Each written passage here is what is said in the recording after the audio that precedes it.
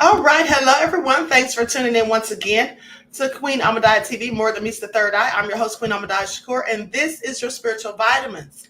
Okay, so shout out to all of my Stardusters in the chat. And let's get ready to get into it. Hold on for just a second. I'm trying to pull something up real quick, beloveds. Give me just a second.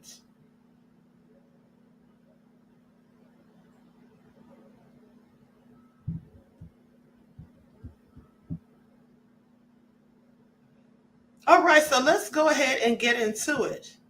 I'm going to wait a minute before I start for more people to show up. Hold on. That's what I'm looking for.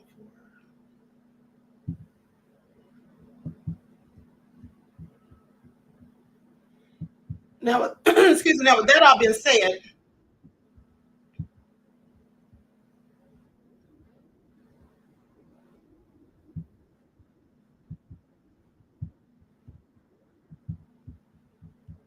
okay. All right, trying to pull up my receipts. Okay, so let's get ready to get into it. Everyone, please hit that like button. Okay, let's get the likes up. All right, thank you in advance. Now, so we're going to be talking about 8 signs that you're becoming the person that you were meant to be, according to psychologists. All right. So likes up, everyone. Please like and share. Thank you in advance. All right, Buckhorse DC. I see you. I see you, beloved. Okay, so let's go ahead and get started. Now, we all strive to become the best version of ourselves, or at least we should be doing that, right? Some of us really don't. Some of us just don't want to do the shadow work. Instead, we want to make a myriad of excuses for our own nefariousness, for the things that we lack, being disciplined at doing. But we should all be trying to strive to be the better version of ourselves. We should constantly be ever evolving, okay? And I've said that a myriad of times. Now, but knowing if you're on the right path can be tricky. Not all of us have a clear roadmap to our future selves or our true selves, of rising into our higher selves, our better state of being. But psychology, however, offers us some clues. Now, according to psychologists, there are specific signs that indicate that you're morphing into the person that you were destined to be. And so we're going to unpack some of these things. We're going to talk about 8 specific signs, okay, using simple everyday language that's going to guide you through these telltale signs that suggest you're on the journey to becoming your authentic self. So let's get into it. Now, the first thing is you're comfortable in your own skin. You see, self-acceptance is powerful. It's a very powerful concept in psychology. As Carl Rogers, one of the founders of humanistic psychology, you all know that I have used his work before, and very influential scholar in the field of psychology. But anyway, and he's the founder of humanistic psychology, and he said that the curious paradox is that when I accept myself just as I am, then I can change. But you first have to accept yourself as you are. You have to not be in denial, because some people want to make excuses for their shortcomings. Some people can't stand constructive criticism because they don't have the ability to change, or they have the ability, but they don't use the ability to change. They become complacent. Being comfortable in your own skin means that you're at peace with who you are, the good parts and the bad. It's about acknowledging your flaws and accepting them as part of what makes you your own unique self. Now, according to psychologists, this acceptance is a vital part of personal growth. It's a sign that you're becoming more authentic, more of who you really are. So if you're noticing that you're less concerned about what others think of you, and instead you're more focused on being true to yourself, well, congratulations, because that means that you're doing the work. It's likely a sign that you're becoming the person that you were truly meant to be. And the second thing is your intuition is getting stronger. I all believe that we have the gift. I believe that all of us have the gift of discernment. Some of us, it lies dormant because we don't tap into it. Some of us don't use our spiritual gifts. We may not even think that we have them. But that's the reason you need to be raising your levels of consciousness and getting more in tune, and understanding more about spirituality. Because in fact, I believe that all of us have these things. And the difference is some of us use them and are aware of them. And the more you use these spiritual gifts, the sharper they become, the more prominent they become, and the more beneficial they are to you and to others, because you can actually use your spiritual gifts to inform others. Okay. But, some people don't tap into it. Now, psychology tells us that intuition is real, and it is a very powerful force. It's our brain's way of quickly analyzing situations based on past experiences and knowledge. So this psychologist says that I remember a time when I had to make a major career decision. On paper, the job opportunity seemed perfect. It had a great salary, an impressive title, and was located in a bustling city. However, something felt a little off. Now, despite all the apparent advantages, I couldn't shake the feeling that it wasn't right for me. So I decided to trust my gut, and I declined the offer. A few months later, an even better opportunity arose. And that came up, and it was more aligned with my passions and values. Now, looking back on it, I'm so glad that I trusted my own intuition. Sometimes you have to take risk in life. You have to step away from your comfort zone because it's easy to do the easy things, but things that we really want, sometimes we have to go through things to get to them. Now, if you find your gut feelings becoming increasingly more accurate, it's a sign that you're becoming more in tune with your true self. You're developing a strong sense of who you are and what's right for you. Some key indicators that you're evolving into the person you were meant to be when you start realizing you're more intuitive and you start paying attention to the little voice that's within. And the third thing is you're becoming more resilient. Now, resilience is often viewed as the ability to bounce back from adversity, but it's more than just recovery. It's about growing and learning from the experience. Resilient individuals don't just survive challenging times, they use these moments as stepping stones towards personal growth. Interestingly enough, research has found that those who have experienced some hardships in their lives, but not extreme adversity, they tend to be more resilient than those who have had a smooth sailing journey. Now, it's as if these challenges have given them the strength and wisdom to navigate through future obstacles. So if you've noticed that you're handling life's curveballs with increasingly, more grace and poise, then you should give yourself a pat on the back because this increased resilience is also another sign that you're becoming the person you were truly destined to be. And the fifth thing is you're actively seeking personal growth. Now, personal growth doesn't happen by accident. It's a conscious choice to learn, evolve, and become a better version of oneself.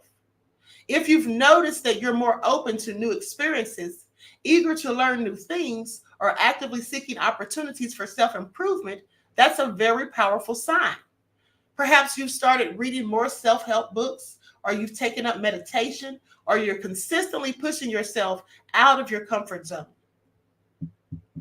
These are all indicators that you're not just passively drifting through life. Instead, you're taking control of your personal development and steering yourself towards becoming the person you were meant to be. It's this active engagement with your own growth that truly sets you on the path to becoming your authentic self. And the fifth thing is you're more compassionate. Now, compassion, both for others and for ourselves, is a cornerstone of emotional maturity.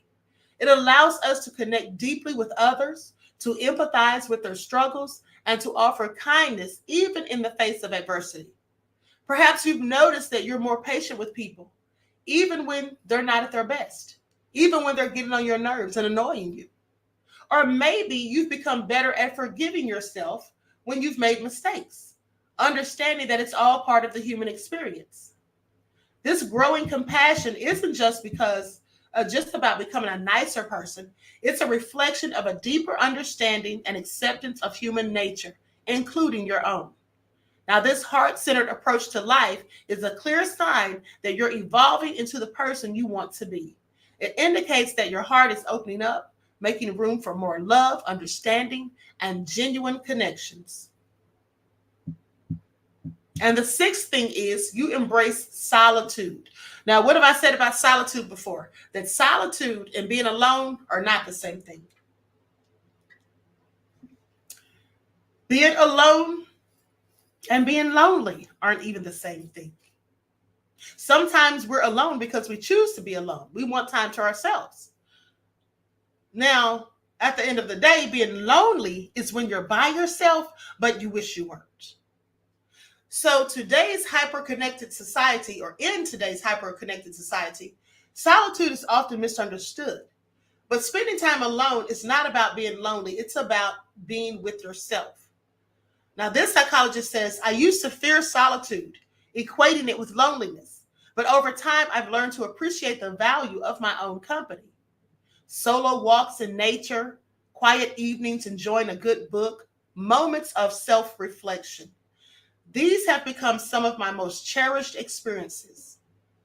Embracing solitude allows you to connect deeply with yourself, to understand your thoughts and emotions better, and cultivate a strong sense of inner peace. If you're finding comfort in your own presence, it's a sign that you're becoming more attuned to your own inner world. You're becoming the person you were meant to be, someone who values their own company as much as they value the company of others. And the seventh thing is you're setting healthier boundaries.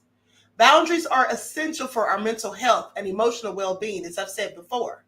They're the invisible lines that define what we're comfortable with and how we expect to be treated by others.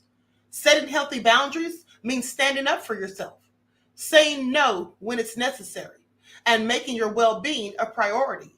It's about respecting your own needs and wants and ensuring that others respect them as well. Now, if you find yourself setting clearer boundaries and sticking to them, it's a significant sign of personal growth. It means you're becoming more aware of your own worth and are no longer willing to compromise it for the sake of pleasing others. You don't get anywhere in life, beloveds, being people pleasers. Okay? If you find yourself setting clearer boundaries, oh, okay, I read that. This newfound respect for your own needs is a clear sign that you're becoming the person you want to be.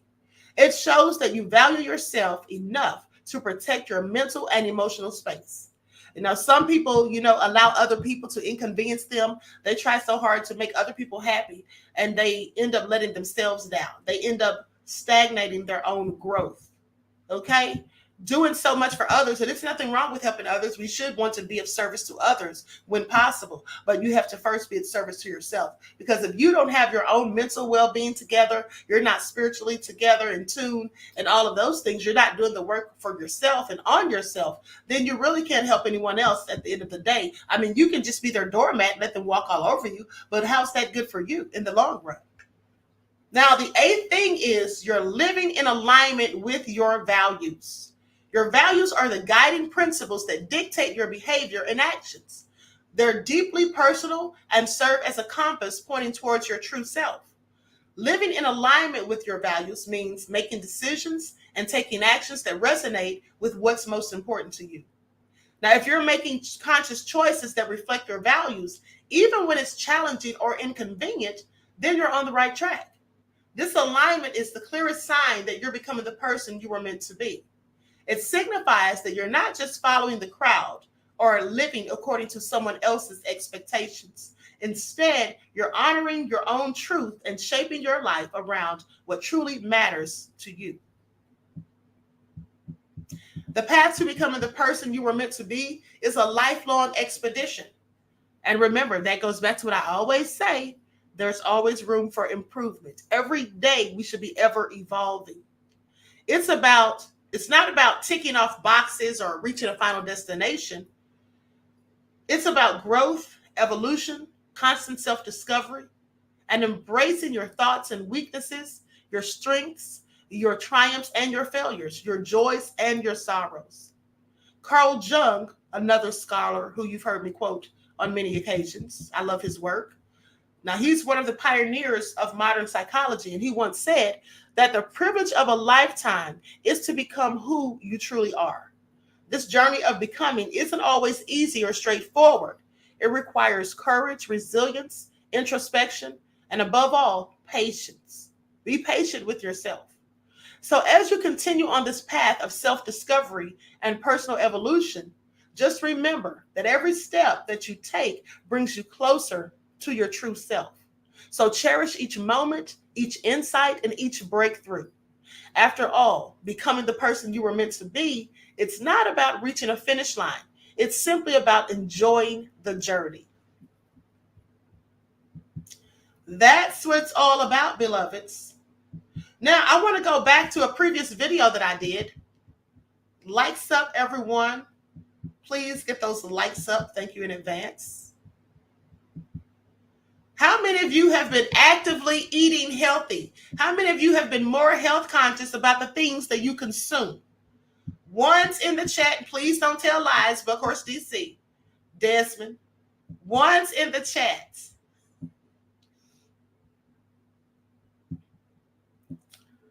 One's in the chat. I'm going to check in just a second.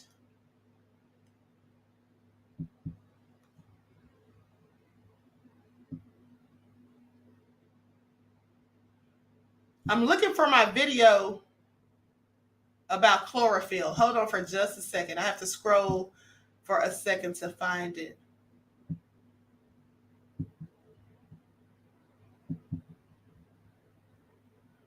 Should be coming up soon. But I want to review this because this is very beneficial. Chlorophyll is something that's very beneficial as it pertains to our health. And I did this video a while ago. Okay, here it is. I think this is it.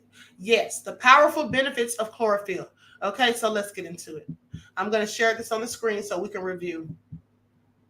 And pay attention. This is absolutely going to be on the trivia on Friday.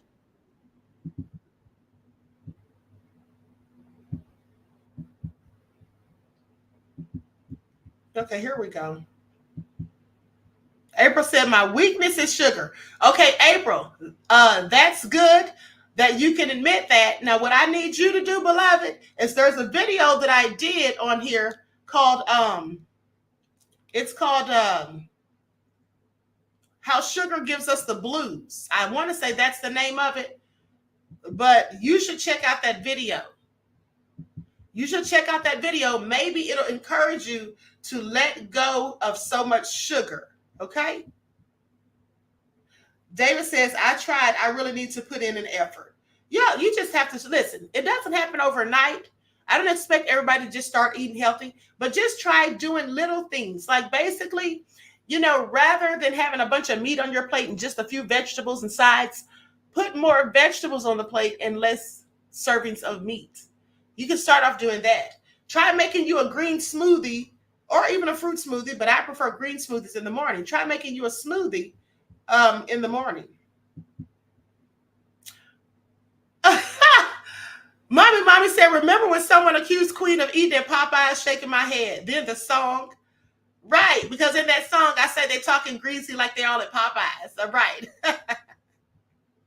I mean, hey, I did used to eat Popeyes. I actually did used to eat it. Don't eat it now. So they could miss me with it, right?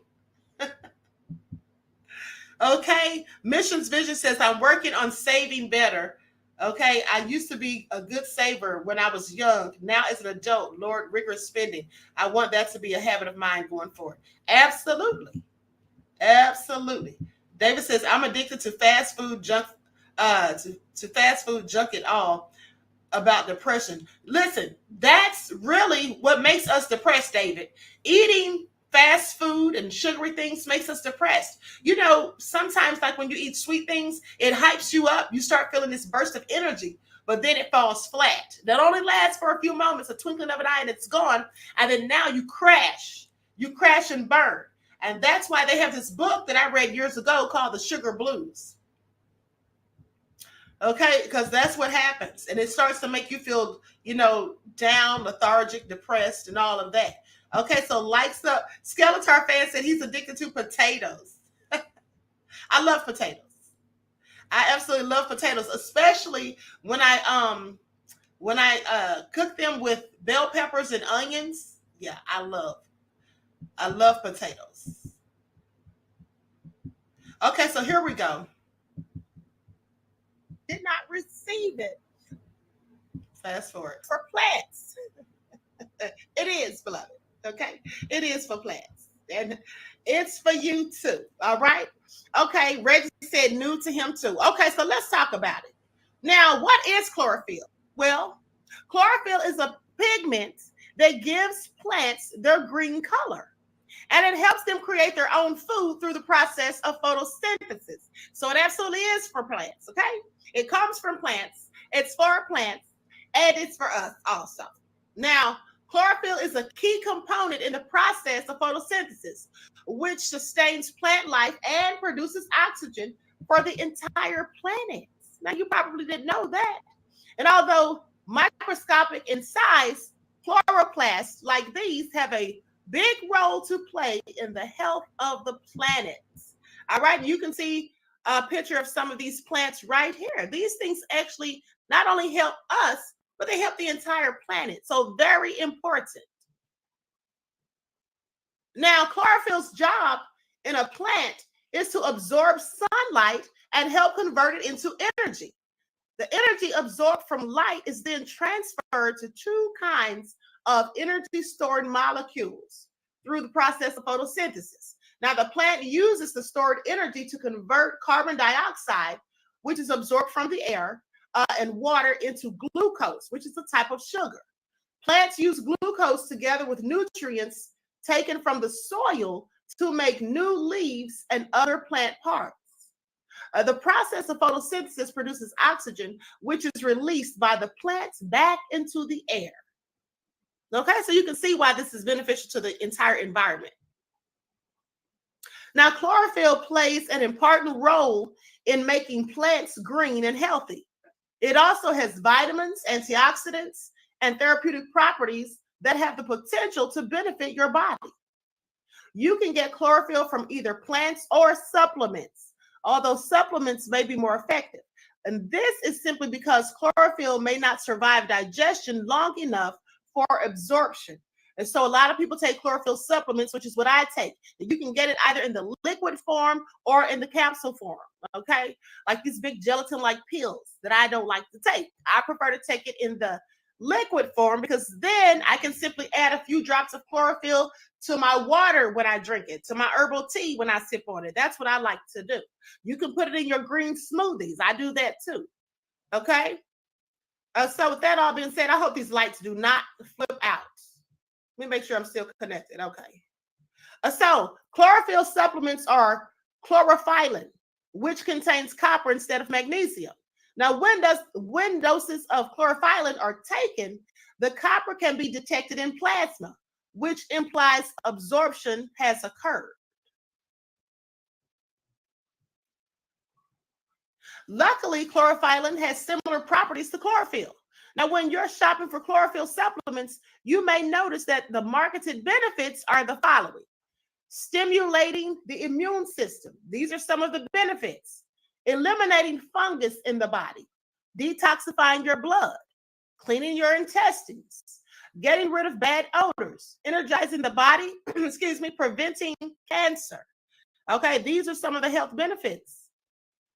Now, chlorophyll has high antioxidant properties like fruits and vegetables do.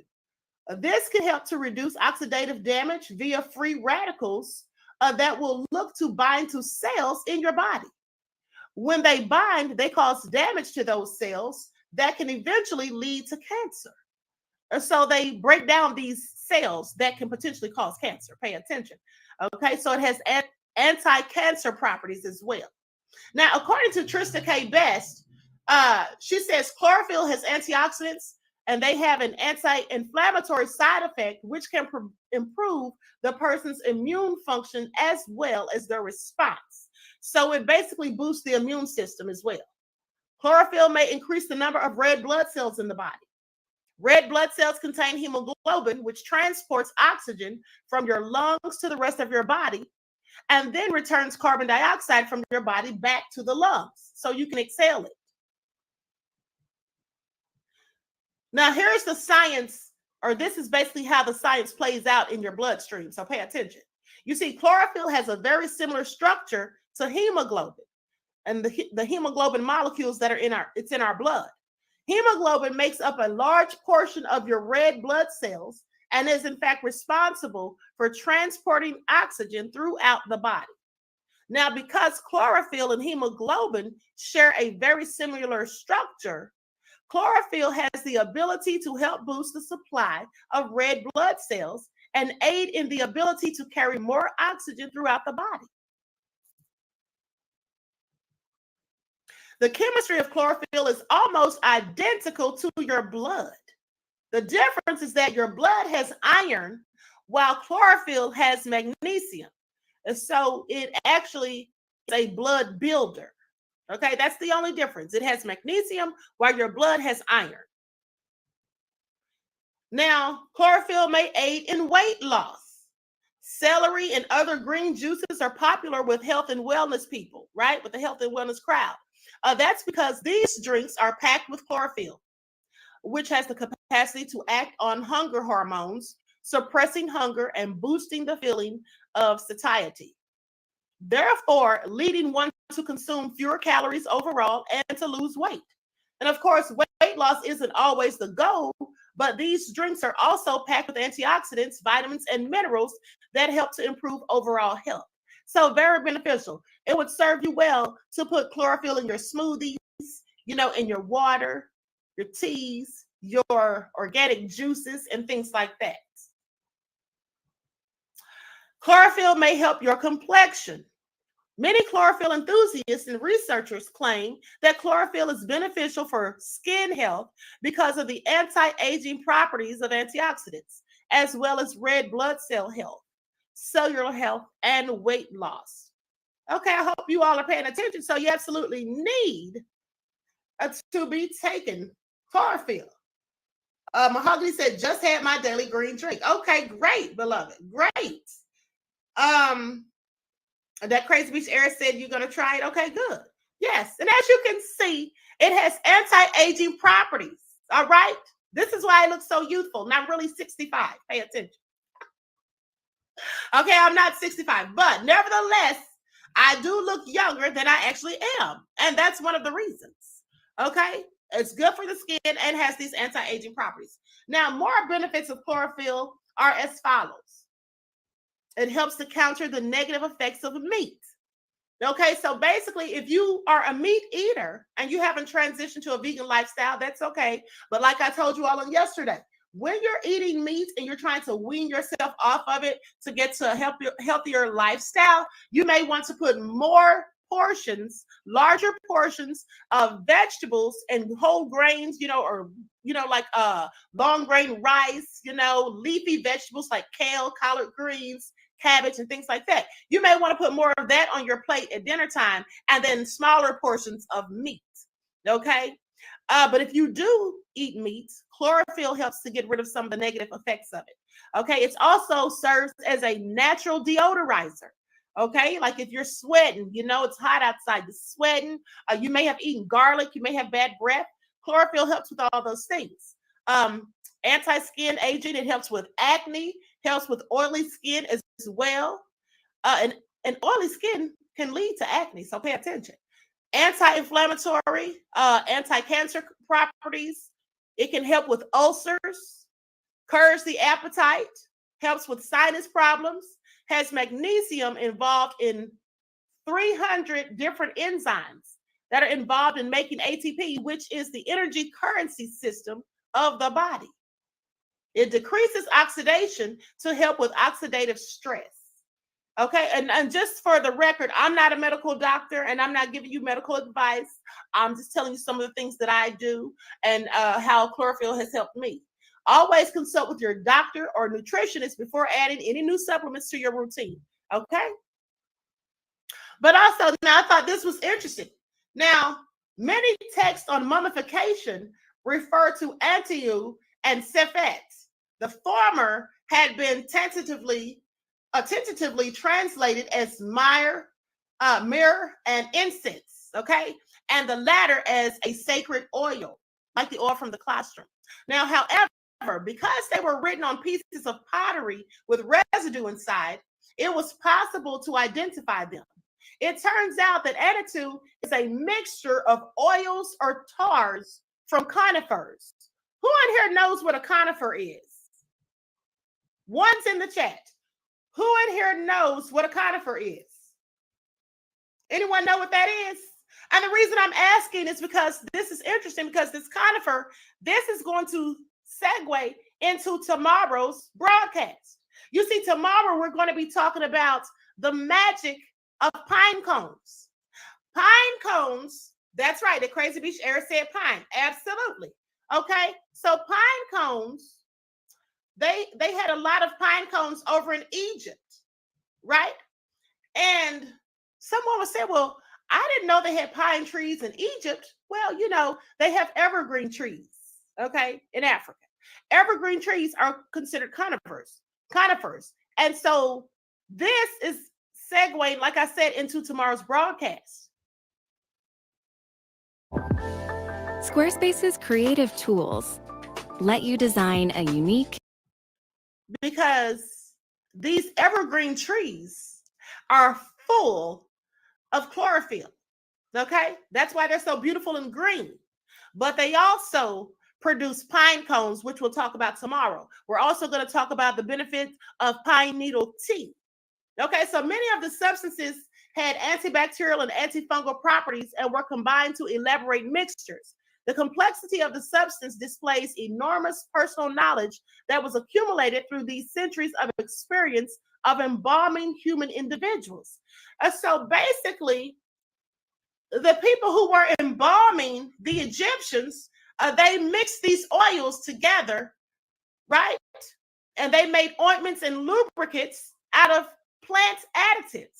Or they made the sifat, which is an unguent, an ointment or lubricant that contained plant additives. So basically, the Egyptians even were using chlorophyll. That's what I'm just trying to tell you. Pay attention. Okay.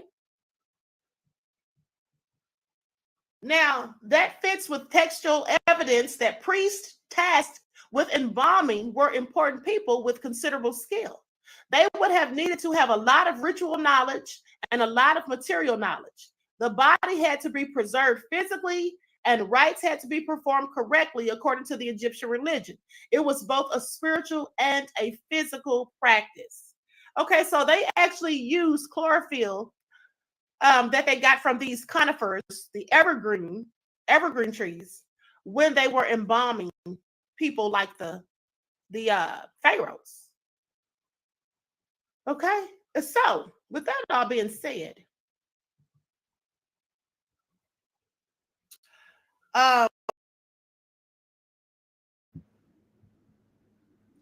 so I'm gonna stop right there. And so tomorrow, after the initial broadcast, when I give you the information or whatever, I'm gonna revisit that broadcast about the pine needles because that was very beneficial as well.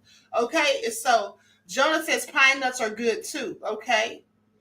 All right. So with that all being said, does anyone have any questions before we roll out of here? Everyone, please be sure to like and share this video.